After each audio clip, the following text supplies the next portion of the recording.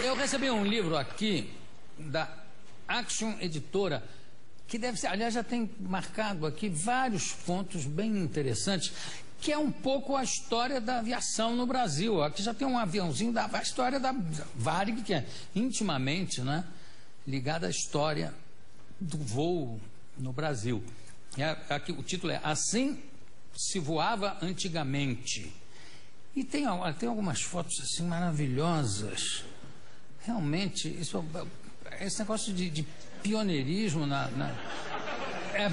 porque eu não parei para mostrar, né? Vocês não perdoam nada. Olha aí. Hein? Conhecido por muitos passageiros como Pepe Vaca. Era um Messerschmitt M20B. Apresentava importante novidade inexistente em outros aviões da Varig dos anos 30. Um toalete. Dava para fazer cocô nas alturas. Obrigado pelo livro. E já que estávamos falando, de certa forma, de antiguidades, vamos falar de antiguidades mais antigas. Ele é arqueólogo e vai falar sobre curiosidades dos tempos de Cristo. Rodrigo Pereira da Silva, venha para cá.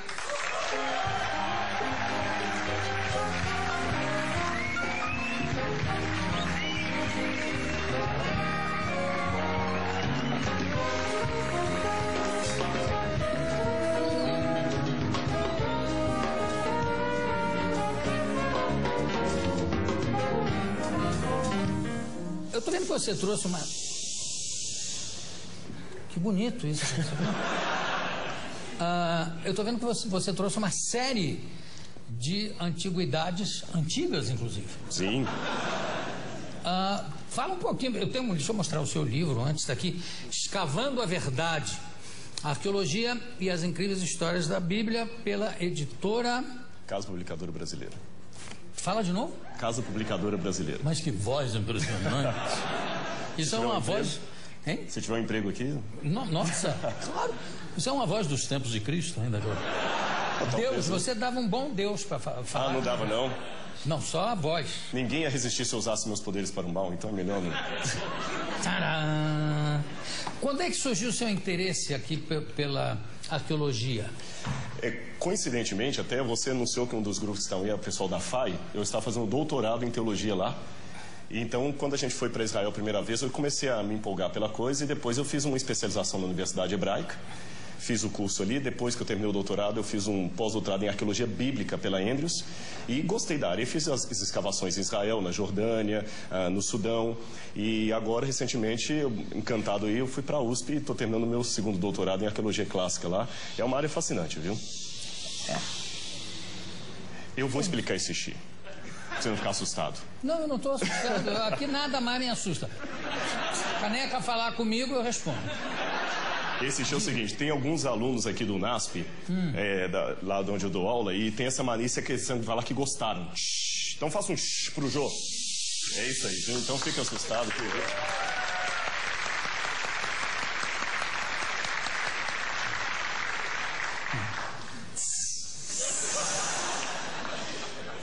Não, tá explicado, bonito. Mas é legal isso. Tem uma profundidade nisso aí. Parece um aplauso, não sabe? Que em Fortaleza o pessoal aplaude assim no meio do espetáculo. Quer ver? Façam isso aí, olha aí. Não é bonitinho? Para não atrapalhar o espetáculo. Aplaudem no meio do espetáculo. Mas... Então, escavando a verdade. Mas você trouxe uma série de objetos aqui que datam dessa época? Alguns até, assim, a maioria do tempo de Cristo. Só uns 2 ou 3 que são mais antigos. Apenas esclarecendo, Jô, essas peças, porque quem está assistindo, não é uma questão de colocar uma picareta e ir até Tel Aviv e fazer buraco e trazer. Essas peças fazem parte do Museu de Arqueologia do NASP, tem autorização do governo de Israel para estar no Brasil, não é nada clandestino, e com exceção de uma, todas as outras são originais. Só uma que é cópia, que é réplica.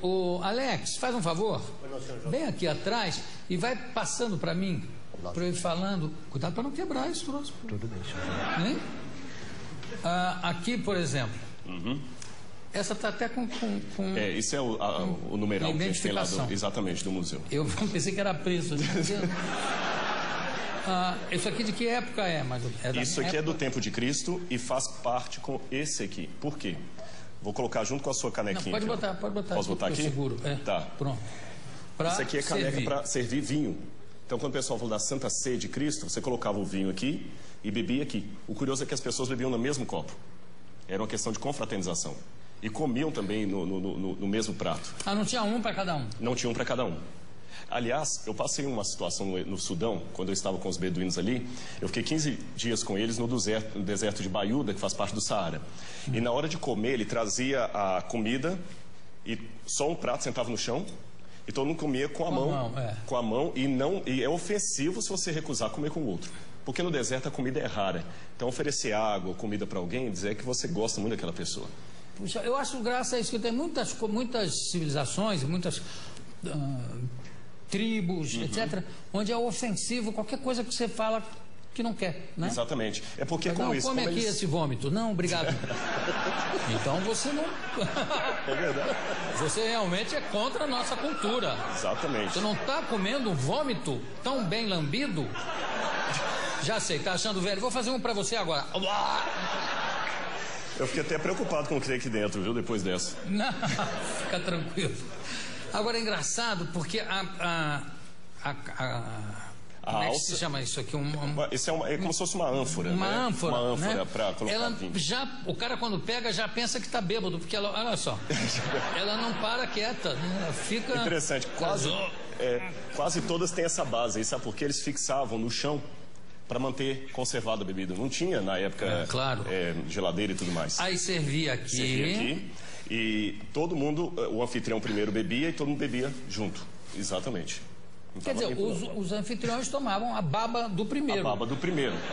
Agora, o cara queria sempre ser o primeiro. Opa, primeiro eu. Uma curiosidade que ainda tem até hoje. Quando a pessoa roubava, fazia alguma coisa, que eles cortavam a mão, porque tem uma coisa. Se alguém estiver no Oriente Médio, jamais estenda a mão esquerda para um muçulmano, por exemplo. Porque a mão esquerda é para limpar o corpo. A direita é para tocar na comida. Então, se alguém roubasse, fizesse qualquer coisa assim, eles cortavam uma das mãos, porque ele seria obrigado a tocar na comida com a mesma mão que limpava o corpo. Se tornava nojento comer com ele. Ele ficava excluído. Então, essa questão de cortar as mãos tinha essa exclusão. Enquanto estava todo mundo comendo junto, exclusão lá. Da mão, né? Sim, já duas... Matéria de exclusão. Exatamente. Se roubasse muito, eram as duas mãos. As duas mãos. Se estuprasse? Bom, nem se fala. Agora imagina essa lei hoje aqui no Brasil, né? Imagina essa lei aqui dentro. Que ia ter de maneta, enfim.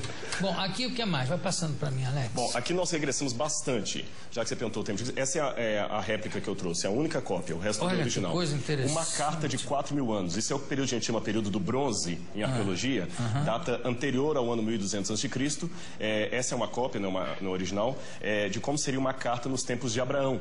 E esse é um envelope. Eles colocavam e estavam juntos. Agora, já que eu mostrei isso, é interessante que esse aqui é original. Esse é original, é um recibo da mesma época. A venda recibo? Recibo. Para bater imposto de renda.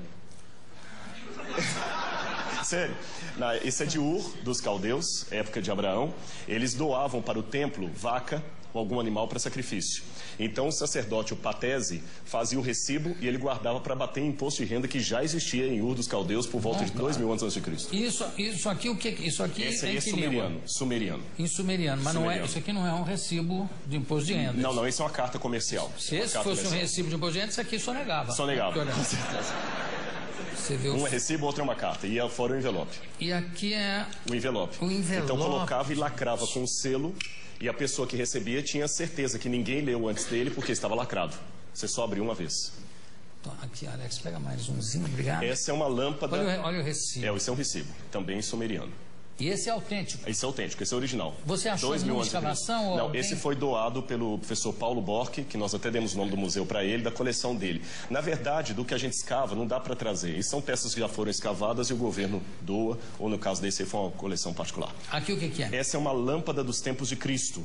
Colocava o azeite nesse buraco maior, aqui, azeite de oliva. E aqui o que é um pavio? Aí era o pavio, acendia e iluminava a casa. Então, quando Cristo fala na Bíblia, vós sois a luz do mundo, ele estava se referindo a isso aí. Quando compara a Bíblia, lâmpada para os meus pés é tua palavra, numa época de plena escuridão, não havia energia elétrica, isso aí que salvava a situação das pessoas. Me explica, tinha um lâmpada, isso aqui chamava lâmpada. Lâmpada. Tinha maiores do que essa? Tinha algumas maiores. As lâmpadas, inclusive, mudam de época para época. As lâmpadas nos ajudam em datação, na seriação.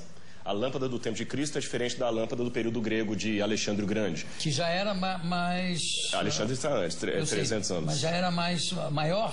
Não. Até as maiores, por incrível que pareça, eram do período da Idade do Bronze. Eu não trouxe nenhuma aqui, mas elas eram desse tamanho. Agora, havia aquelas tochas também, maiores, mas lâmpadas mesmo, no máximo desse tamanho assim, não mais do que isso. O que se usava nas tochas? Nas tochas também, às vezes usava, depende do local. Em muitos lugares usavam azeite de oliva. Porque, por incrível que pareça, ele mantém a chama. Nos lugares como o Iraque, por exemplo, eles já usavam betume, e material de petróleo que era inflamável e já era usado desde a época da Babilônia Antiga para, por exemplo, fazer argamassa para tijolo ou para também manter as lâmpadas funcionando. O negócio e as tochas, eu fico muito impressionado. Quanto tempo uma tocha continuava acesa? Geralmente não era muito tempo não, porque a tocha era mais para iluminar um caminho rápido, né? Isso era mais para uma casa e havia uma coisa interessante. Não havia muito a vida noturna que nós temos hoje. As pessoas dormiam cedo. Quem estava de noite ou eram ladrões ou eram soldados. Dificilmente você tinha um cidadão comum de noite. Ou se fosse uma festa, um part-time, isso acontecia no palácio, não havia, as tabernas eram poucas, não havia muita proibição disso. Tinha horário de verão na época, não? Não, o horário de verão foi inventado por Abraham Lincoln, né? Não, desculpa, Benjamin Franklin.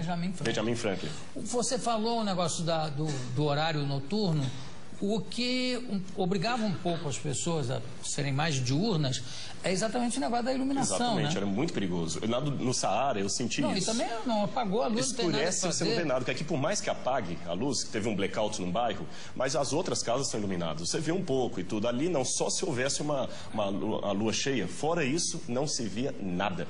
E o céu 5 vezes mais estrelado foi a oportunidade que eu vi lá no Saara. Quer dizer, quem tivesse um horário destrambelhado, como eu, que dorme tarde e acorda tarde, ia ter que ficar lendo a luz de candeeiro. De lâmpada. De lâmpada. Vamos lá, aliás, também aproveitando você aqui, já pulando de época, na Idade Média usavam muitos arqueiros famosos, arqueiros ingleses que usavam o arco longo, né? Com isso ganharam todas as grandes batalhas, mesmo sendo inferiorizados em número. Tinha um negócio das setas incendiárias. O que passava ali na ponta da seta? Eu sei que enrolavam com pano, mas passavam o que também? Betume? Geralmente betume, eu ia falar isso. Geralmente era o betume. Eles traziam betume, só que na região do Oriente Médio não havia muito as setas incendiárias. Não, eu sei não. É mais na Europa, especialmente no período das cruzadas. Exatamente. Especialmente no período das cruzadas. Aí sim, aí eu tenho que voltar para o Oriente Médio, porque as cruzadas faziam isso, né? Passavam betume, aquele óleo ali, e às vezes também óleo fervente que eles jogavam. Tanto é que as cidades, as portas nunca eram assim, elas sempre faziam um L para dificultar a entrada, por exemplo, de um ariete, alguma coisa assim.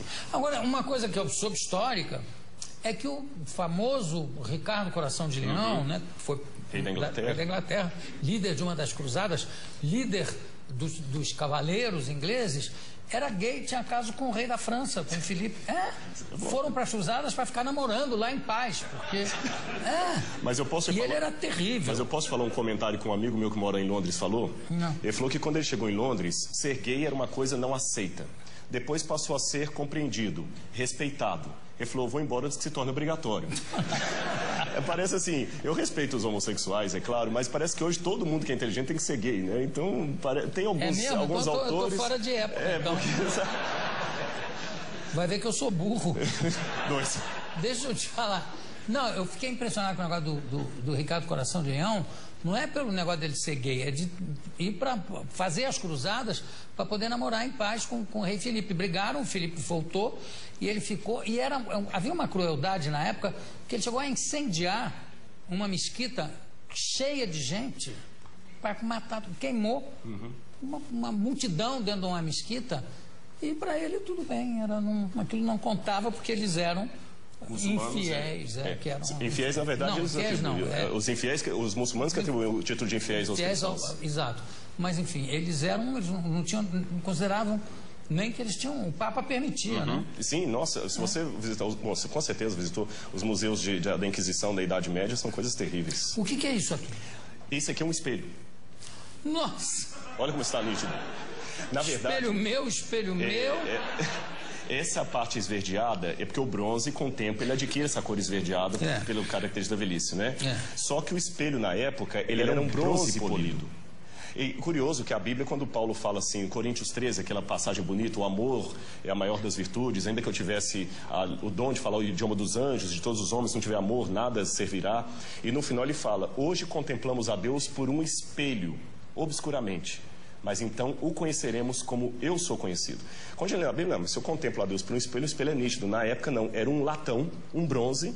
Então você via um rosto, mas não muito claro. Então por isso que ele compara. Hoje a visão que nós temos de Deus é uma visão distorcida. Essa era a ideia do espelho. Então quando a gente pega no passado aquela questão da ninfa que se apaixonou lá pelo... fugiu o Narciso, que ele se contemplava na água para ter o seu reflexo melhor, porque o espelho não era o suficiente, é por causa dessa realidade. Embora no primeiro século a.C. você já tenha a primeira invenção do vidro, mas espelho mesmo é do período bizantino em diante, até por volta do século 7, 8, ainda é latão ainda que usava. Sempre latão? Sempre latão. Alex, vai passando. Esses aí têm um significado... famosos cravos. Pregos romanos. Inclusive alguns usados em crucifixão. Mas está lavado e tudo. Sim, sim. Aliás, uma coisa curiosa dos judeus, é difícil nós acharmos pregos de crucifixão, só houve um crucificado até hoje que a ossada dele foi encontrada. O judeu guardava o sábado e na Mishnah dizia que apenas 3 coisas o judeu podia carregar no bolso de sábado, nem dinheiro poderia. A Mishnah é uma tradição judaica posterior à destruição do templo no ano 70, então as 3 coisas que ele podia carregar por superstição. Um ovo de gafanhoto, óvulo de gafanhoto. Ovo de gafanhoto. Um ovinho de gafanhoto ou um dente, segundo uma versão da Mishnah, de raposa, ou então, segundo o outro, de burro. E a terceira coisa que ele poderia carregar no bolso seria um prego que crucificou alguém. Agora, a crucificação ou crucifixão era utilizada só para castigos políticos, né? Tinha que envolver política. Não, nem sempre. Também ladrões.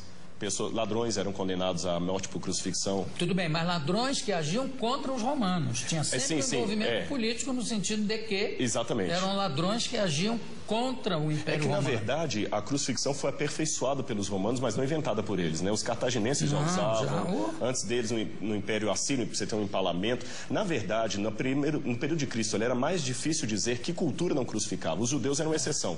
Agora, tinha muito crucificado, né? Sim, sim.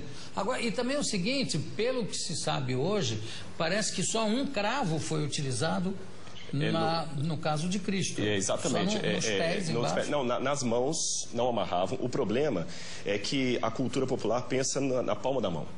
Não, e era no pulso. Né? Exatamente. Alguns estudos o corpo rasgava. Alguns pensam que seria aqui ou no pulso, aqui onde firmava. Então, 2 cravos. E no pé, você poderia ter um cravo atravessando os 2, um de cada. A Bíblia não fala quantos eram os cravos. Essa questão de 3 cravos é mais uma questão teológica posterior da Idade Média, para significar a Trindade. Como tudo sobre a época, né? Tudo firmado ou em Paulo ou na Idade Média, né? Exatamente. História dos santos. E também o comércio, imenso comércio que havia sobre as relíquias. Não, isso foi terrível. Frederico o Sábio, que era da Prússia lá, Frederico o Sábio, ele tinha muitas peças, e até tem um autor que chega a ironizar contando uma fala de Lutero, que Lutero, quando estava dando aula, dizia que havia tantos ossos de santos na Europa, que só na Espanha você podia encontrar 15 dos 12 apóstolos. Ô, Vilen, chama a vinheta que nós vamos continuar aqui, que ainda tem muita coisa para mostrar. Alex, desculpa estar te utilizando aqui. Solta lá a vinheta.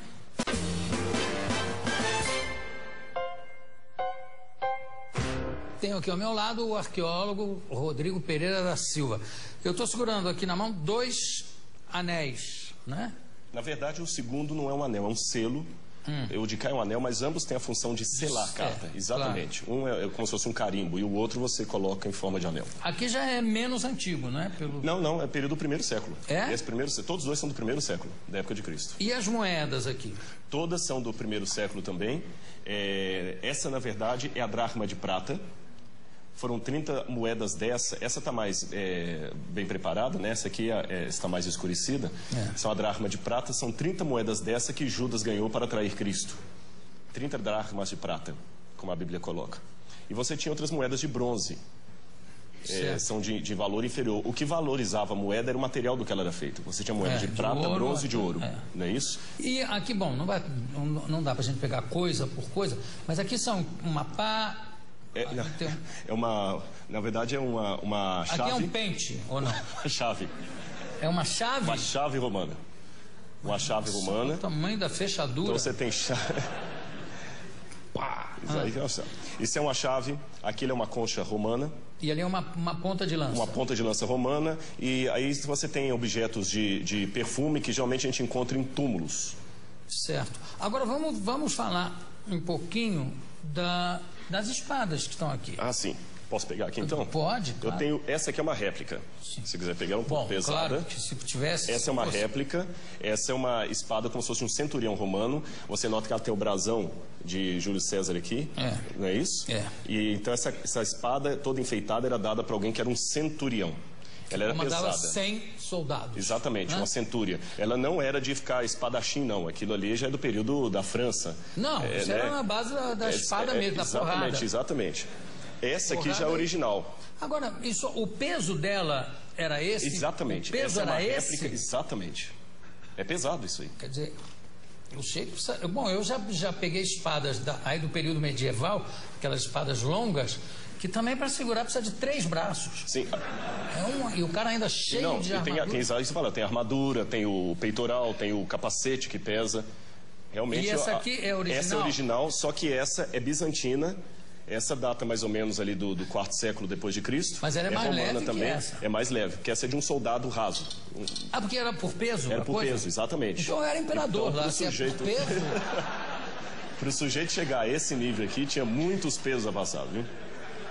Isso aqui era de um soldado raso. De um soldado raso, um soldado que estava em início de combate ainda, estava... Quando é que há uma mudança significativa e que faz com que haja uma mudança de domínio também, de império, de uma arma, porque antes as espadas eram de bronze. Você tinha o período do bronze, exatamente. E depois... depois tem o período do ferro. No período do ferro, já acabam com a civilização do bronze, né?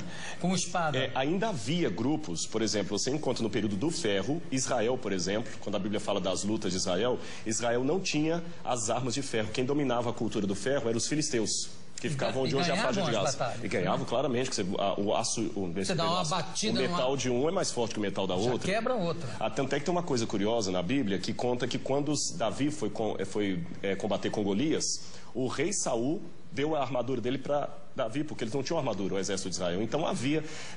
a história não é estanque. Há pessoas ainda com uma cultura mais antiga, mais primitiva, convivendo com outra simultânea de cultura mais moderna. Agora, na hora da batalha, ganhava... Às vezes a esperteza, a estratégia, o local também ajudava muito. Nem sempre a batalha foi dos mais fortes, a vitória foi dos mais fortes. Nós temos Tirando Davi e Golias, qual é o outro caso? Nós temos muitos casos, por exemplo... sem valer milagre. Sem valer milagre? Não, claro. Valendo milagre. Nós temos, por exemplo, Salah-ad-Din, o exército de Salah-ad-Din em Jerusalém, quando os cruzados ganharam uma época, porque eles perderam algumas vezes, mas ganharam algumas batalhas, eles eram tremendamente pequenos. Você tem os valdenses, que estavam fugindo da Inquisição da Idade Média. Os valdenses tinham apenas um bocado de galhos e pás e venceram a batalha. Você tem muitos casos na história. Aí na base da estratégia. Mas o Saladinho um pouco deixando também, né? Sim. Teve aquela questão da irmã dele agora. Vou dar um exemplo moderno. Quem pegou Bin Laden? É verdade, mas aí também... E nem precisa de milagre. Não, aí basta suicídio. Também, mas a história é irônica, a história nos surpreende. A história não é um manual bem escrito, não. A história, nem sempre as coisas saem conforme planejado. Não, claro, graças a Deus. Aqui, aliás, não tem nada a ver, mas esse negócio que nem sempre sai... como planejado, eu espero que a guerra que está havendo no Rio de Janeiro saia como planejado. Eu também. Sabe? Porque, por enquanto, eu não vi muita prisão, não vi muita apreensão de cocaína, nem de crack, nem de, muita maconha. Você sabe que... maconha. Agora, o resto eu estou esperando. Eu cheguei ontem nos Estados Unidos e o que a mídia internacional está colocando é que o Brasil está em guerra. Mas é. E eu cheguei assustado aqui. Mas vai dar tudo certo, se Deus quiser. Semana que vem eu estou no Rio de Janeiro. É verdade, eu vou dar uma palestra lá em Botafogo. Conto com você, conto com você. Eu vou levar a espada. Isso, claro. Vamos falar Parece que só foi encontrada uma ossada de um crucificado. De um crucificado? Uhum. E como é que é? Ele estava o quê? Sem buraco, sem furo nas mãos? Não, foi... Que amarravam os braços também, né? A questão do amarrar hoje está sendo questionado, porque não temos nenhum relato antigo que menciona isso. Foram as reconstituições renascentistas que falavam disso, mas nós não temos nenhum relato romano que amarrava os crucificados. Tudo bem, mas esse que encontraram? Esse que encontraram foi o seguinte: depois da Guerra de 6 Dias em Israel, em 1968, a Guerra de 6 Dias, 1967, eles estavam fazendo uma terraplanagem num bairro no subúrbio de Jerusalém chamado Givat HaMevitar. E os tratores bateram em ossários, ou caixões de pedra. Sim. E nos ossários, geralmente, você tem os ossos da pessoa e o nome escrito lá de fora, em alguns deles. E estava o nome Yohanan ben Hagakol. Ah, sim. Aliás, essa descoberta já... Não, a descoberta já tem algum tempo. Tem. Foi na década de 60, né? 68. Então, quando eles pegaram, eles abriram o ossário e perceberam que havia algumas coisas curiosas. O fêmur estava quebrado. E no calcanhar havia um cravo romano fixado ali. Foi o único que encontraram. Então, a partir daquela ossada ali, eles fizeram um levantamento legístico de como seria a posição de um crucificado na cruz. E é bem diferente do que a gente imagina claro. Das reconstruções medievais. E a sofrimento de Cristo ficou de uma maneira muito mais dantesca, a visão arqueológica, e eu até diria legística, porque foram médicos de medicina forense que fizeram reconstituição da causa morte. E o negócio de cravo na mão não tem? Não, porque o osso dele estava muito fragmentado. Mas então não tinha, os ossos da mão não estavam todos inteiros. Pelas profecias, certamente não é uma ossada de Jesus. Ah, não, com certeza não. Porque, inclusive, se eu não me engano, tem uma das profecias que diz: nenhum dos seus ossos será quebrado. E não conhecerá a corrupção. E nós temos evidências. Eu sei que muitos historiadores hoje negam a ressurreição de Jesus, pensam que é uma teologia, mas eu digo, com base histórica, a ressurreição de Jesus aconteceu e nós temos muitos elementos históricos para afirmar isso, a despeito do questionamento de muitos historiadores. Mas sobre a ressurreição? Sobre a ressurreição. Mas qual é o dado histórico que pode haver sobre a ressurreição?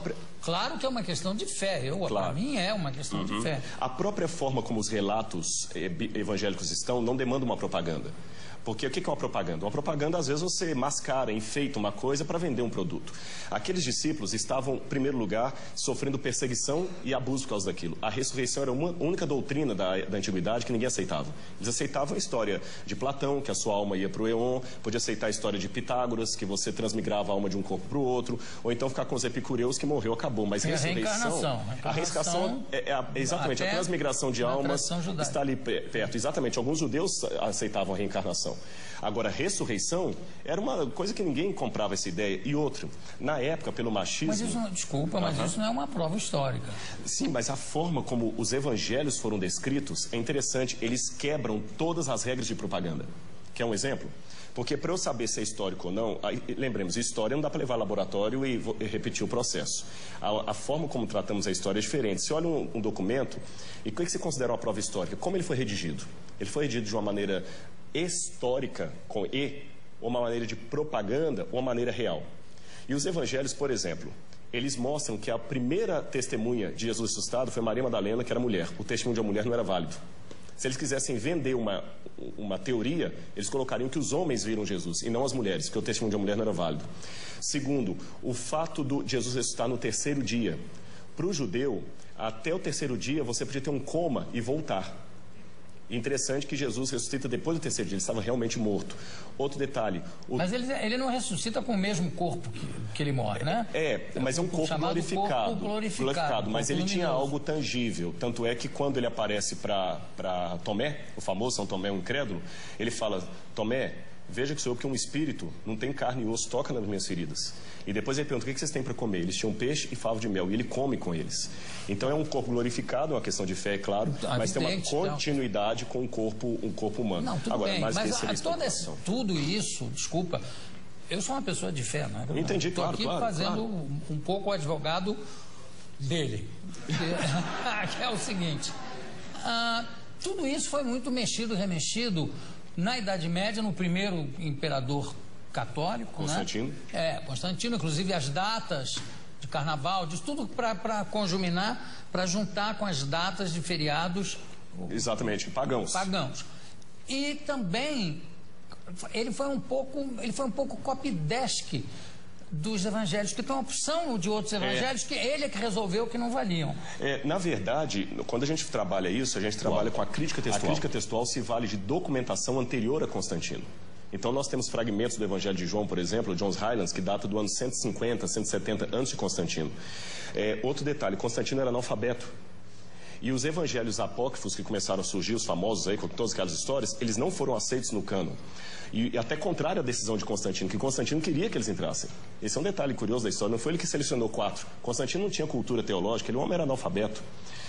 Constantino permaneceu pagão até o final, ele pretendeu ter se convertido. Um político fantástico. E um último detalhe, nós temos uma informação que me chama a atenção. Flávio Josefo, um historiador judeu do primeiro século, que não era cristão, ele escreveu, Jesus Cristo, houve um homem, no grego está ginestai, um homem chamado Jesus, que foi crucificado, morto por Pôncio Pilatos, e segundo os seus discípulos, ressuscitou no terceiro dia e apareceu a muitos. Flávio Josefo nunca se converteu ao cristianismo, era um historiador judeu, e ele dá esse depoimento que a ressurreição era algo testemunhado. Esse texto é tão importante que alguns críticos falam, não, foi copista cristão que interpolou, que copiou. Porém, todas as cópias de Josefo que nós temos, inclusive uma cópia, uma tradução para o árabe, feita por muçulmanos, contém esse trecho. Então, do ponto de vista da crítica textual, é um texto autêntico, original de Josefo, também testemunhando a ressurreição. Claro, eu não duvido a autenticidade dos textos. Eu duvido, em alguns casos, do testemunho em si. Quer dizer, não, eu vi, eu tive. É um testemunho, está lá escrito que ele viu e que ele teve, mas claro. Que ele esteve mais... Agora, tem uma coisa que é bom, eu gostei de você ter falado uma coisa. Na Idade Média, se acrescentaram muitas lendas. Esse é que é o problema. E o pessoal confunde as lendas que está na Bíblia. E só um detalhe com relação ao testemunho. Quando a pessoa dá um testemunho vendido, ela vai ganhar alguma coisa. O que os apóstolos ganharam com aquele testemunho? Pedro morreu crucificado de cabeça para baixo. Paulo degolado. Então, quanto tempo demora uma mentira? Essa que é a questão. Eles não ganharam nada, só ganharam perseguição. Então, das duas, uma.